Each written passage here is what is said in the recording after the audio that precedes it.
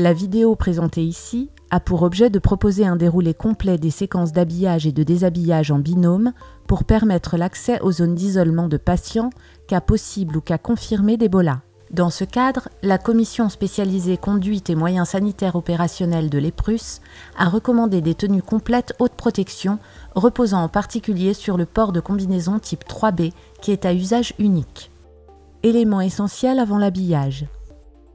Liste des EPI à disposition. Masque FFP2, résistant aux projections de liquide. Il est recommandé d'utiliser un masque FFP2, sauf en cas de soins exposants ou de manipulation potentiellement exposante. Intubation, aspiration, prélèvement nasopharyngé par exemple, où il est conseillé d'utiliser un masque FFP3. Cagoule avec collerette, une première paire de gants nitrile à manchette longue, combinaison avec capuche intégrée, classe 3 type 3B, surbottes type 3B, lunettes masque, autre paire de gants nitrile, surchaussures, solution hydroalcoolique. L'étape d'habillage doit absolument être réalisée en binôme pour permettre de vous aider lors des différentes séquences et de vérifier avant votre passage en zone d'isolement que la tenue portée est conforme.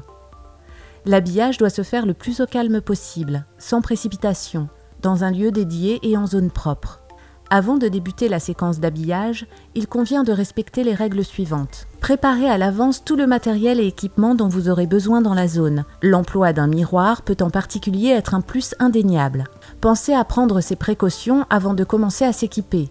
Hydratation et prise alimentaire sont préalablement nécessaires. Allez au sanitaire.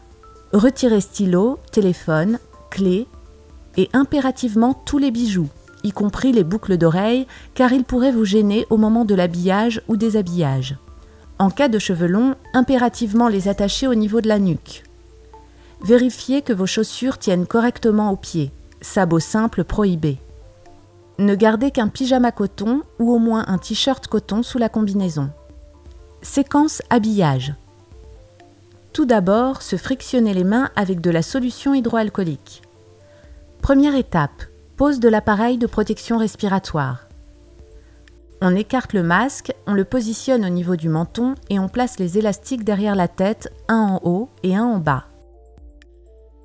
On cale ensuite le masque au niveau du menton, on l'applique sur le nez et ensuite on pince le masque au niveau du nez pour bien l'adapter au niveau du visage. Point très important, faire un test d'étanchéité ou test ventouse. En apposant les deux mains sur le masque, on inspire et on sent le masque qui se collabe. Le masque doit bien s'appliquer sur le visage et être étanche. Deuxième étape, pose de la cagoule et de la première paire de gants. La cagoule est ensuite positionnée après le masque, car si celui-ci est positionné par-dessus la cagoule, il glisse. La cagoule doit permettre de bien protéger à la fois le visage et le cou, et de recouvrir parfaitement les épaules en vue de l'étape de déshabillage. Si la cagoule tombe trop sur le visage, on peut la réajuster en la remontant grâce à du scotch à apposer au niveau de la tête. Ensuite, on ajuste bien la collerette sur les épaules. On enfile ensuite la première paire de gants nitrile qui remontera assez haut au niveau des poignets qui ne vous quittera jamais. Troisième étape, mise en place de la combinaison. Dans le cadre du risque Ebola, les liquides biologiques étant contaminants, sang, vomissement, l'EPRUS, sur recommandation de la commission spécialisée Conduite et moyens sanitaires de l'EPRUS, a retenu des tenues imperméables et étanches type 3B. Les combinaisons proposées sont des tenues sans chaussettes intégrées. On commence par retirer les chaussures de travail pour ne pas endommager les élastiques des jambes et on enfile la combinaison par le bas. On remet ensuite les chaussures de travail. On enfile ensuite les manches de la combinaison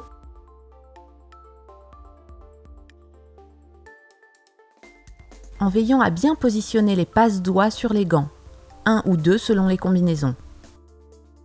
C'est à ce niveau qu'intervient votre binôme qui va pouvoir vous aider à fermer la combinaison en positionnant correctement la cagoule sous la capuche et au niveau du cou.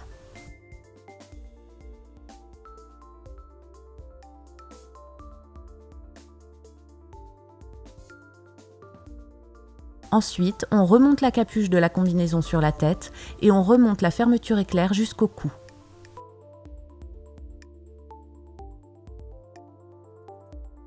Il faut ensuite enlever les adhésifs latéraux des rabats pour recouvrir entièrement le zip. Cette étape est très difficile seule, d'où l'intérêt du binôme. On colle le petit rabat, puis ensuite on colle le grand côté.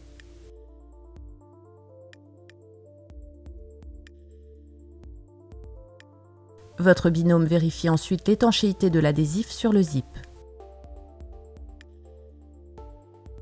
Quatrième étape, mise en place des surbottes. On protège ensuite ses pieds par des surbottes de la même matière que la combinaison antidérapante en passant sous les jambes de la combinaison. Sans nouer les liens, gêne majeure au déshabillage. On peut couper les liens de la surbotte qui tient parfaitement grâce à l'élastique de la jambe de la combinaison. Cinquième étape, appliquer les lunettes masques et les gants nitriles.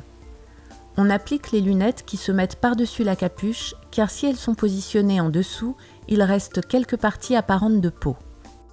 Il faut que le bandeau soit bien horizontal. On met ensuite la seconde paire de gants nitriles manchettes longues par-dessus les manches de la combinaison. Elle doit remonter assez haut sur le poignet pour bien caler la combinaison. Et on ajoute des surchaussures.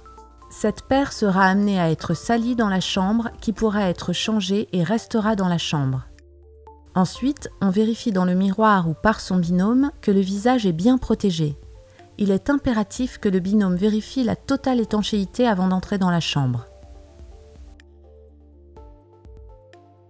Élément essentiel avant le déshabillage en binôme. Cette étape de déshabillage doit se faire au calme, sans précipitation. Il demande une technique rigoureuse qui doit être réalisée dans le sas de sortie de la chambre. Elle doit idéalement être faite en binôme et avec une supervision dans la mesure du possible. L'emploi d'un miroir est un plus indéniable. Attention toutefois à ne pas se gêner au moment du déshabillage, qui doit donc se faire dans un espace suffisamment vaste. La limite zone sale, zone propre doit être clairement identifiée par un marquage au sol. Tous les déchets seront éliminés à la fin du déshabillage dans un sac dasserie ou fût, selon le protocole en vigueur. Avant de débuter, vérifiez que l'on dispose d'une zone délimitée entre zone sale et zone propre, d'un miroir, d'un tabouret pivotant dans l'idéal et non à roulette, d'un sac dasserie ou fût, de la solution hydroalcoolique. Première étape, enlever surchaussures et première paire de gants. Avant de sortir de la chambre, près de la porte du sas, ôtez tout ce qui est le plus contaminé, c'est-à-dire surchaussures externes. Dès que la première surchaussure est enlevée, passez son pied dans le sas sale, faire de même pour le second pied. Les gants supérieurs. Afin d'ôter les gants sans souiller la deuxième paire de gants, au moment du retrait, réalisez un grand rabat jusqu'au pouce. De ce fait, la partie découverte de la manche est propre. Ensuite, ôtez le premier gant par le dessous du rabat et ôtez le deuxième gant par l'intérieur. Gants propres. On met les déchets dans le sac dasserie de la chambre. Deuxième étape, enlever lunettes et combinaisons. Dans le sas sale, devant le miroir, on poursuit le déshabillage en touchant le moins possible la face externe de la tenue qui pourrait être contaminée. Pour cela, on revêt une nouvelle deuxième paire de gants nitriles manchettes longues par-dessus les manches de la combinaison. Son but est d'éviter au maximum de contaminer la paire du dessous. On se regarde dans un miroir et on commence à se déshabiller en ôtant les lunettes masques en les prenant à deux mains. Les tirer vers l'avant, bras tendus, fermez les yeux et remontez les lunettes au-dessus de la tête. Les jeter dans le sac dasserie du sas. Ensuite, on commence à décoller les rabats de la combinaison un par un. Après avoir tout descotché, on ouvre la fermeture éclair en descendant le zip jusqu'en bas. On soulève ensuite la capuche afin de la faire descendre sur les épaules et on dégage les épaules en écartant les pans de la combinaison en tirant vers l'arrière. Il faut après faire glisser les manches de la combinaison le long des bras, face propre vers l'extérieur, et ensuite décoller les gants supérieurs. On enlève la manche et le gant qui est jeté. On renouvelle de l'autre côté. On peut ensuite s'asseoir sur un tabouret pivotant pour finir le déshabillage en essayant de ne toucher que les parties internes de la combinaison. On descend les jambes de la combinaison par l'extérieur et on enlève par l'extérieur la surbotte en même temps que la jambe. On passe chaque jambe en zone propre l'une après l'autre. Troisième étape, enlever cagoule, masque et gants. En zone propre, on prend la cagoule en la soulevant par l'arrière pour la retirer par devant. On enlève ensuite le masque FFP2 en le saisissant par l'avant. Faire de même pour la deuxième paire de gants. Faire rassembler par le binôme l'EPI afin de jeter le tout dans le fût. Enfin, se frictionner les mains largement avec de la solution hydroalcoolique.